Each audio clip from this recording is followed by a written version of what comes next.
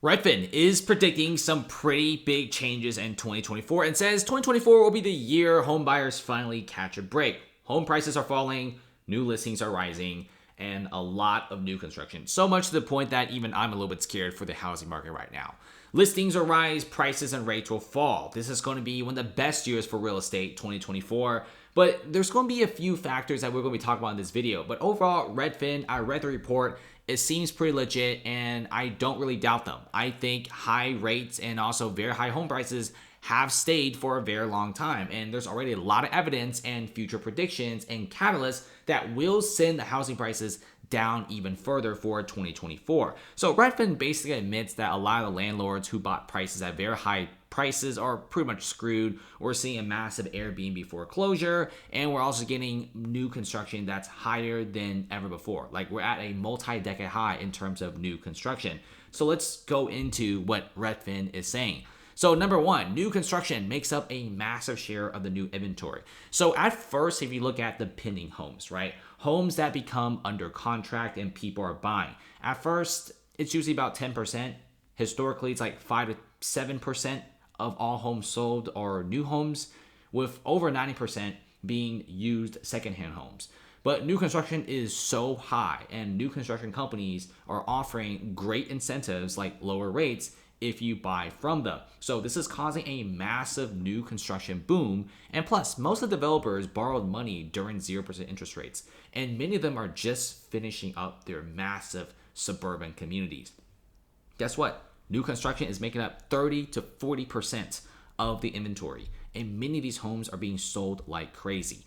Go to places like Austin, Texas. There is so much building, so much construction to the point that prices are already falling. In fact, Austin, from the very top to the very bottom, we're already seeing nearly a 15% decline in suburban homes in some areas. And if you check out some of the new constructions from the past couple years, it's everywhere. It's nonstop new construction, houses that range in the millions to houses that are under $300,000. And every single little house dot on Zillow that you see, it's not an individual home. It's straight up a whole individual neighborhood. I mean, look at this one, right? This is a fantastic neighborhood. I think it's like a townhouse community, and they're selling for a little over $500,000. Are people buying it? Absolutely not. In fact, home construction is rising super fast in Austin, but if you ask some of the realtors and agents, they all say the same thing. There's a lot of houses, there's still a lot of buyers, but buyers just can't keep up with the amount of construction. And this is causing a lot of these homes to just simply go down in price. And this is what we're seeing here, a massive drop, and also some people are even leaving certain cities. Austin's population isn't growing anymore. It used to be a post-pandemic boomtown, and now after the pandemic for so long, people who used to work remote in Austin are going back to the original cities to work at the office, right? And we're seeing Austin home prices fall by 10.2% in just a span of a few months, according to Zillow. And the national decline was only 1% in the same period. That's a massive bubble pop. And we're going to be seeing bubble pops in many of the biggest cities around the US. And it's going to be nonstop. It's going to be some very, very scary stuff. And the construction of high-rise properties, luxury apartments, and fantastic looking suburban houses are still rising and increasing in Austin every single month. And it really makes no sense because many of these housing prices are super duper low. But there's just constant construction, even in places like San Francisco, Seattle, New York City. We're still seeing construction, but nobody's buying it. Not to mention, we're seeing a lot of construction in the office space, but there's no companies renting it. I think developers are way ahead of themselves, making massive future bets in the next few years that may not succeed. And that's going to cause a lot of empty houses and just a massive bubble, essentially. And if you look around into the Fed rate cuts, right? Some people are saying that the cuts won't happen until the second half of 2024, which is a great sign for home buyers because many of the current landlords that over leverage, they're going to be experiencing some pretty major changes and a lot of pressure because when you have rates that are refusing to go down for another 6 to 8 months, many landlords are going to have to sell their houses or their homes are going to the foreclosure sector. We're already seeing a massive increase in terms of foreclosures in the past 24 months of trading real estate. And that number will continue to go up. And yes, maybe the feds will cut in March, but hey man, if you look at some of the latest Fed reports by Jerome Powell, they've made it pretty clear that they don't want to hike, they don't want to like cut rates at all, but they don't want to hike it either.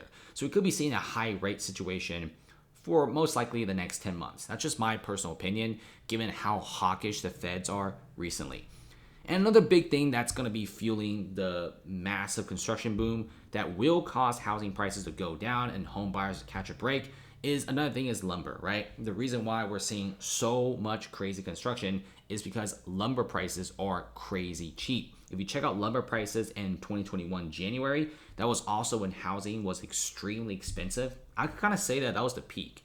It was at like $1,500 for a piece of lumber on lumber futures. And now lumber is like $500, kind of like where it should be. In fact, on average in the past decade, lumber prices have kind of been at around $300, $400, but with inflation, $500 really isn't that bad considering it did rise up to almost $1,500 at one point. So lumber prices have been lower and construction is going nuts. Not to mention, oil prices are actually at an all-time low. They just keep collapsing every single day despite some problems in the Middle East. Seems like nobody's caring. And look at this, historic housing construction boom is causing a massive moderation of rent hikes.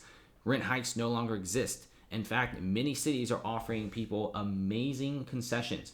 What I'm talking about concessions is, hey, if you're renting this place, the landlord might even give you 2 months free. That's fantastic right there.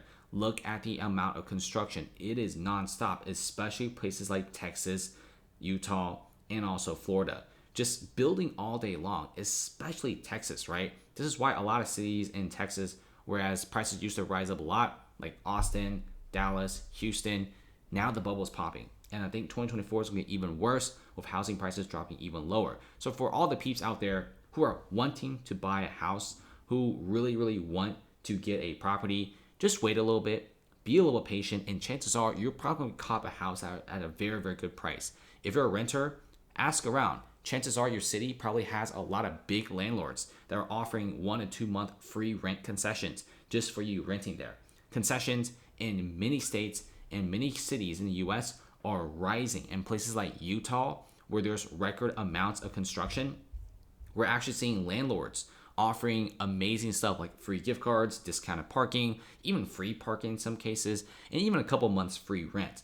In fact, 40% of all rental homes in Utah offer some sort of rental concessions, one of the highest that I've ever seen. So renters and buyers alike will be catching some pretty fantastic deals in 2024 and definitely save out as much money as possible to cop yourself one of these houses.